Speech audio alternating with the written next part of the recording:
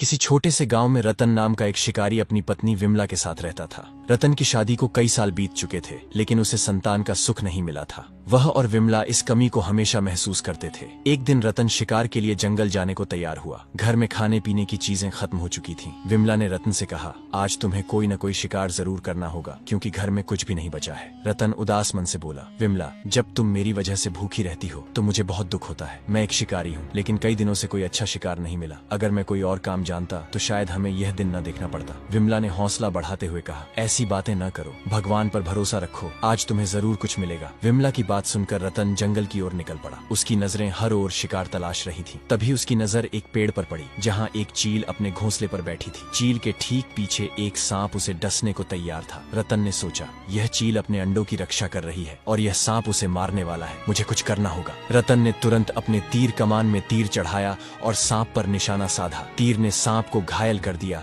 और वह तड़पते हुए नीचे गिरकर मर गया। अचानक चील ने इंसानी आवाज में रतन से कहा, तुमने मेरी जान बचाई है, मैं तुमसे बहुत प्रसन्न हूँ। बोलो, मैं तुम्हारी क्या मदद कर सकती हूँ। रतन चील की इंसानी आवाज सुनकर घबरा गया और बोला, तुम एक चील हो, फिर इंसानों की तरह कैसे बोल सकती हो। चील ने जवाब दिया, मैं कोई साधारण चील नहीं, एक मायावी चील हूँ। तुमने मेरी जान बचाई है, इसीलिए मैं तुम्हारी मदद करना चाहती हूँ। रतन ने कहा, मैं मदद की कीमत नहीं लेता। चील ने मुस्कुराते हुए कहा, तुम बहुत नेक इंसान हो। मैं जानती हूँ कि तुम शिकार इसलिए करते हो क्योंकि तुम्हें और कोई काम नहीं आता। मैं यह भी जानती हूँ कि तुम्हें संतान का सुख नहीं मिला। मेरे घोंसले में 2 जादुई अंडे हैं, इन्हें अपने घर ले जाओ। इनमें से एक अंडे से एक गरीब पुत्र जन्म लेगा जो सच्चाई का देवता होगा, और दूसरे से एक राजकुमार जन्म लेगा जो वीरों का वीर और बड़ा दिल वाला होगा। रतन ने उन अंडों को घर लाकर विमला को सारी बात बताई। विमला को विश्वास नहीं हुआ, लेकिन अंडों को देखकर उसने कहा, तुमने जो देखा वह सच है, इन अंडों को संभाल कर रखो। रतन ने अंडों को रखा और तभी अंडों का आकार बढ़ने लगा। देखते ही देखते दोनों अंडे फूट गए और उनमें से 2 शिशुओं